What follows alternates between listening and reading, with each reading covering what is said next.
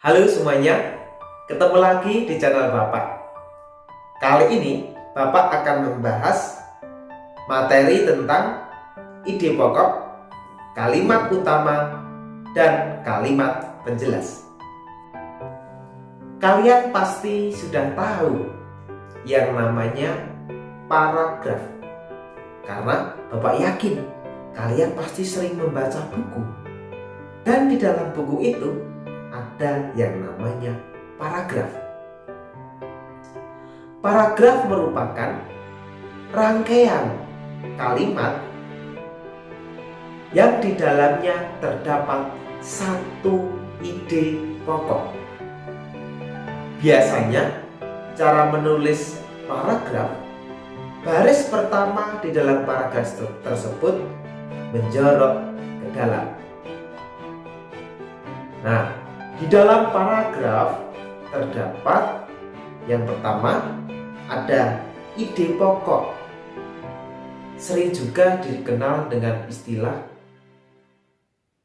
gagasan utama atau gagasan pokok. Kemudian yang kedua ada yang namanya kalimat utama. Yang ketiga ada yang namanya kalimat penjelas atau dikenal dengan istilah kalimat pendukung. Ada juga yang menyebut dengan istilah kalimat pengembang. Nah, sekarang kita akan bahas satu persatu. Apa itu ide pokok? Apa itu kalimat utama? Dan apa itu kalimat penjelas? Yang pertama, ide pokok. Ide pokok merupakan inti atau pokok bahasan pada suatu bacaan. Dalam satu paragraf hanya terdapat satu ide pokok.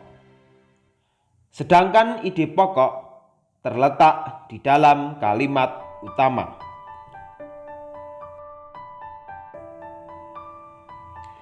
Cara menentukan ide pokok.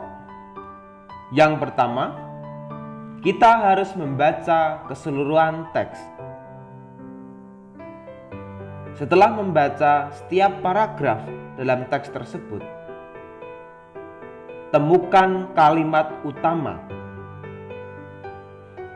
Setelah menemukan kalimat utama, langkah terakhir adalah simpulkan kalimat utama tersebut menjadi ide pokok.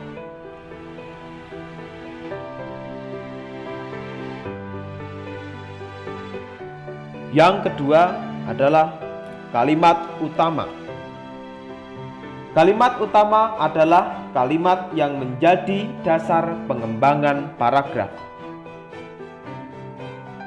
Kalimat utama dapat terletak di awal paragraf, di akhir paragraf, ada juga yang di awal dan di akhir paragraf.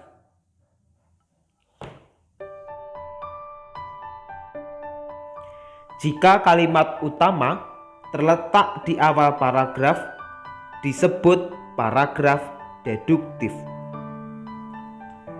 Jika kalimat utama terletak di akhir paragraf, maka disebut sebagai paragraf induktif. Sedangkan jika kalimat utama terletak di awal dan di akhir paragraf, maka disebut sebagai paragraf campuran.